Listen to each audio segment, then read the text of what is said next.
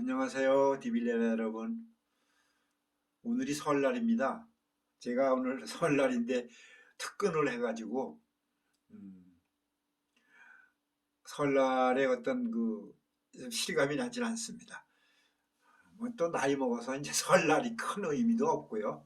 사실은 떡국은 많이 먹었습니다. 제가 지난 시간에 교육 개혁에 대해서 이제 시작을 했는데 제가 단도직입적으로 말씀드리자면은 제가 생각하고 있는 교육 개혁이라는 것은 어, 가장 최우선적으로 해야 될 것이 저는 대학 입시 제도의 개선이라고 봅니다. 저는 저 때부터 그 옛날부터 지금까지도 이 대학 입시 제도가 문제가 있다고 저는 생각하는 사람이에요. 저는 이 부분은 아주 오래전부터 생각했어요. 제 동생 대학 갈 때, 그때부터 저는 이게 우리나라는 대학 입시 제도를 바꿔야 되는구나 이런 생각을 했었어요. 제가 생각하는 것은 이제 제가 잠깐 옛날 얘기 좀 해보면 제가 아들 귀한 집안의 칠남매 중에 제가 장남입니다. 물론 내 위로 두 분 누님이 계시지만 그리고 내 밑에 남동생이 있었어요.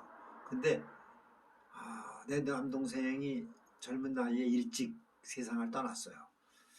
근데 이제 몸이 약하고 그래서 자기 운대로 간 건데 사실은.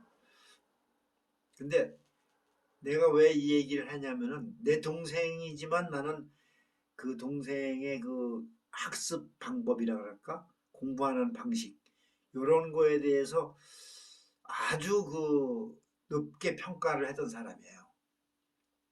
보통 공부를 한다고 그러면 왜 말이 있잖아요. 우리나라의 인류대 뭐 스카이 대학이라 스카이를 가려면은 하루 3시간만 자야 된다. 뭐 어디를 가려면 4시간. 뭐 이런 식으로 공식화돼 있어요. 그건 옛날부터 그래. 그런데 어, 공부한다는 것이 사실은 옛날 선비들도 잠을 쫓으려고 송곳으로 허벅지를 찔러가면서 공부했다 뭐 이런 말이 있잖아요. 저는 사실 그런 방법을 탐탁지 않게 생각하는 사람이거든요. 저도 그랬어요. 그런데 사람들은 그렇게 생각합니다. 커피 쏟아가면서 막 머리에 수건으로 묶어가면서 공부해야 되는 거로 알고 있는데 저는 그렇게 생각하지 않고 공부뿐 아니라 세상 모든 일이 그렇다고 봐요. 효율적으로 해야 된다. 그러니까 공부도 왜 벼락 공부라고 그러잖아. 벼락치기라고. 근데 사실 그거 나는 인정해요. 왜냐? 세상 일이라는 건 다 때가 있고 타이밍이 있는 거거든. 그런데 하루 종일 책상에 붙어 앉아가지고 암기하고 쓴다고 그래서 잠 오는 거 참아가면서 공부한다고 그게 다 머리에 들어가는 게 아니죠. 그건 미련한 방법이죠. 내 동생은 어쨌냐면은 책상에 앉았다가 졸려면 그냥 자요. 초저녁부터. 그러니까 우리 어머니는 걱정이 막 많았죠. 저놈 또 잔다. 나한테 이제 들으라고. 근데 나는 내가 수시로 봐왔기 때문에 동생이 자는 걸 나는 이해를 했어요. 내 동생은 어떤 식이었냐면은 초저녁에 실컷 자다가 남들 다 자는 시간 2, 3시에 깨요. 그렇게 되죠. 일찍 자니까. 그래가지고 몇 시간 동안 바짝 하는 거야. 그러면 우리 어머니가 보셨을 적에는 매일 잠만 자는 것 같잖아요. 근데, 어, 뭐, 내 동생도 고등학교도 좋은 데 다녔어요. 공부 잘했어요. 그리고. 그런데 나는 내가 볼 때 내 동생이지만 좀 특이하다고 봤어요. 그런 공부하는 방식이. 그런데 또 반대로 우리 이제 서울 살 때 친척 중에 내 동생하고 같은 동갑내기 여자애가 있었어요. 걔도 고3이었는데 걔는 정말 서울에서 뭐 학교 이름을 밝혀야 될지도 모르겠는데 이화여고인가 숙명여고인가 하여튼 아마 둘 중에 하나인 것 같은데 꽤 명문 고등학교를 다녔어요. 그런데 거기서도 전교 1, 2등을 다투는 애였어요. 그러니까 뭐 집안에서 거는 기대는 대단했죠. 그리고 뭐 어유 포스가 다르지 벌써. 그런데 걔는 서울대나 뭐 이런 데는 따놓은 당상이라고 다들 알고 있었어요. 그 어머니들 왜 가끔씩 이제 무슨 집안일로 모이거나 그러면은 이렇게 얘기하다 보면은 대개가 자식들 자랑이거든. 근데 우리 어머니는 자식 자랑할 만한 게 없었지. 나는 좀 공부하고는 조금 관계가 좀 멀었으니까. 근데 그 여자의 그 어머니는 틈만 나면 자식 자랑하는 거야. 나도 지겹게 들었어. 걔는 뭐 아무 얘는 하루 종일 책 공부만 하고 코피 쏟고 이래가지고 뭐 좀 자라 해도 안 자고 뭐 서울대 가야 된다고 그러면서 뭐 그런 얘기들. 이 자식 자랑 이제 이게 팔불출이라고 그러는데 어쨌든 어머니들 입장에서는 또 어머니들은 자식 자랑하는 게 참 좋잖아. 솔직히 이해를 해야지. 그럼 우리 어머니는 자랑할 게 없었지. 그런데 결과적으로 그때 예비고사라는 게 있었잖아요. 그런데 그때 얘가 예비고사를 떨어진 거야. 이건 엄청난 충격이었지. 전교 1, 2등 다투는 애가 예비고사를 떨어진다는 게 말이 돼. 그럼 얘는 분명히 뭔가를 자기 실력을 발휘를 못할 무슨 사연이 있거나 뭐가 있었어. 분명해. 근데 어쨌든 떨어졌어. 내 동생은 붙었어. 그러니까 이거 뭐 난리가 났어 집이. 우리 집은 경사 났네 잔치가 벌어지고 그쪽 걔네 집은 광화문에서도 꽤 잘 사는 집이었는데 그 집은 그냥 초상집이 된 거야. 그리고 여자애들 왜 진짜 비관해가지고 자살할 수도 있잖아. 그래가지고 그거까지 신경 써야 되고 참 대단했어요. 근데 내가 왜 이런 얘기를 하는 거냐 하면은 이게 입시 제도 자체가 잘못된 거고 시험이라는 거. 이 시험 자체가 인생이라는 게 참 그런 건데 나는 그래서 수능을 지금으로 말하면 수능이에요. 옛날 예비고사 그런 거 폐지하고 대학 자율적으로 자기들 그 기준에 맞게끔 수준에 맞게끔 시험은 자기들이 하는 거야. 자기들 알아서. 그 대학은 시험 안 보고도 들어갈 수 있는 정도가 돼야 돼. 왜냐? 대학이라는 것이 뭡니까? 큰 학문을 공부하는 곳이잖아요. 전문적으로. 그러면 우리가 사회생활을 하거나 직장생활을 하거나 뭐 이럴 때 보면 고등학교 정도 졸업해도 벌써 이미 다 알아. 그런데 대학은 좀 더 깊이 알고 싶을 때 이제 사회생활에 그렇게 기묘한 건 아니지만 그러니까 학자들이나 아니면 전문적인 어떤 엔지니어나 뭐 이제 전문가들이 가야 되는 곳이라고 봐야죠. 나는 그렇게 생각해요. 그런데 각 대학별로 자율적으로 입시를 하게끔 만들어줘야 돼요. 우리 때 그랬어요. 그런데 그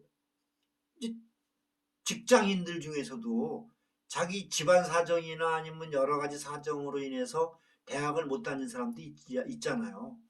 그런 사람들이 뒤늦게 향학열에 대학 갈 수도 있잖아. 나이 30 넘어서 대학 갈 수도 있는 거하고 당연한 거 아니에요? 그러면 내가 가서 입학을 신청을 해야지. 아무 학기 중이라도. 그러면 학교에서 자기들 기준에 맞으면은 기업체 출신들은 특히 또 우대를 해줘야지. 무슨 우대라는 게 무슨 뭐 부조리가 있는 그런 얘기라는 게 아니잖아요. 그러면은 일단 대학은 들어가기 쉽게 만들어줘야 되거든. 그리고 그 대신 졸업하기 어렵게 만들어야 되는 거야. 이게 이 학점 속에 어떤 학점을 채웠을 때 나가는 거지. 학점 못 채우면은 뭐 10년이고 뭐고 해야지. 그렇게 만들어야죠. 그 학점을 이제 쌓아놓고 있어요. 그러면 직장인들은 어떤 사람은 뭐 1년 하고 또 좀 쉬었다가 또 일하다가 다시 와서 할 수도 있는 거고 그렇잖아요. 그렇게 해서 이렇게 그런 시스템을 이렇게 자연스럽게 만들어야 돼요. 아까도 말씀드렸지만 들어가기는 쉽고 나가기는 어렵게, 졸업하기는 어렵게 만들어줘야 돼.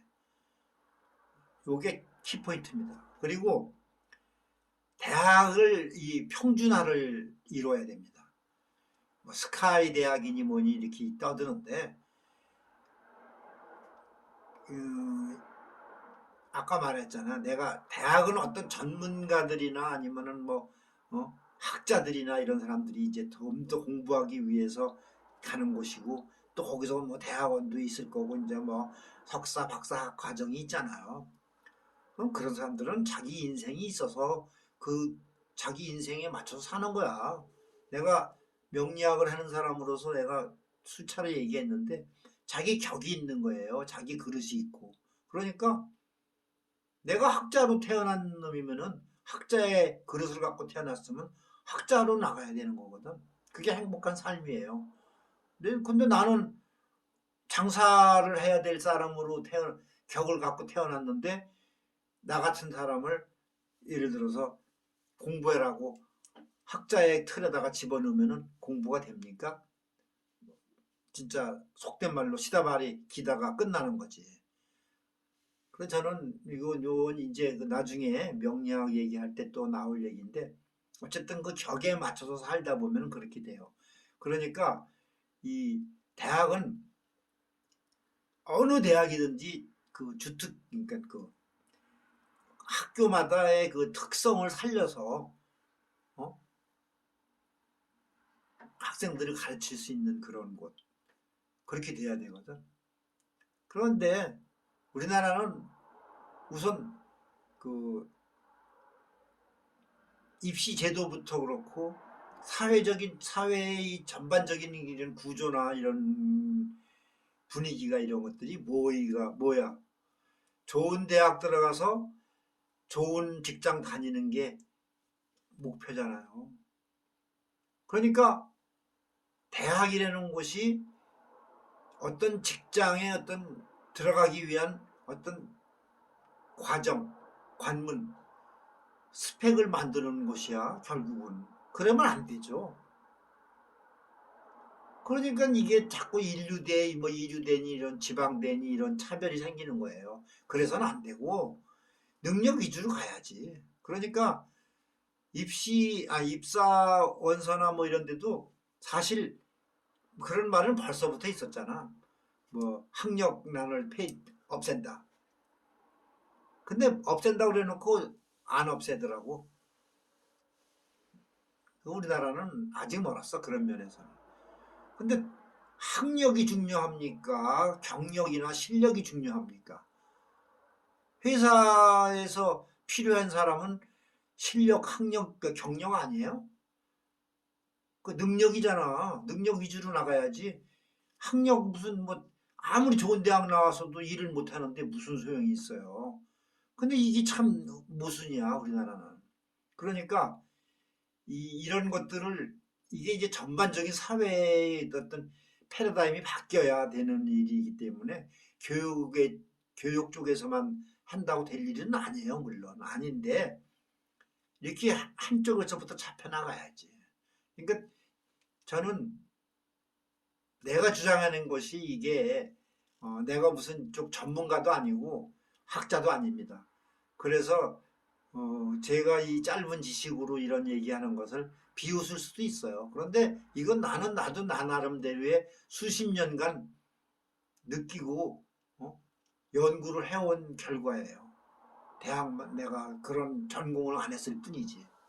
그래서 이건 교육개혁의 제일 첫 번째로는 대학 입시제도 개선, 대학 평준화, 그리고 대학 그 입학 과정과 졸업 이런 그런 것들을 이제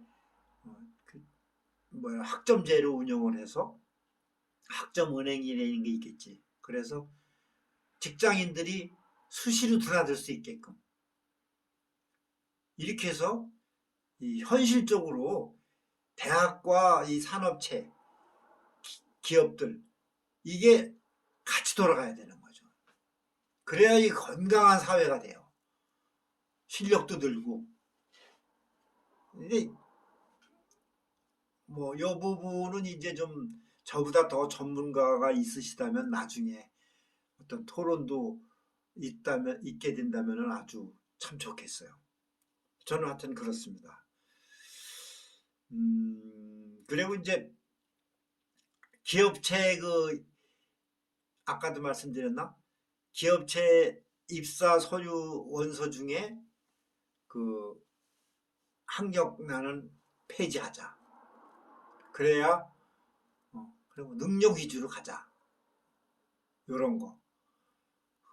이제 그래가지고 요게 조금 이게 더 거슬러 올라가면 중고등학교, 중고교 때부터 이게 시작이 돼야 돼요. 그러니까 나는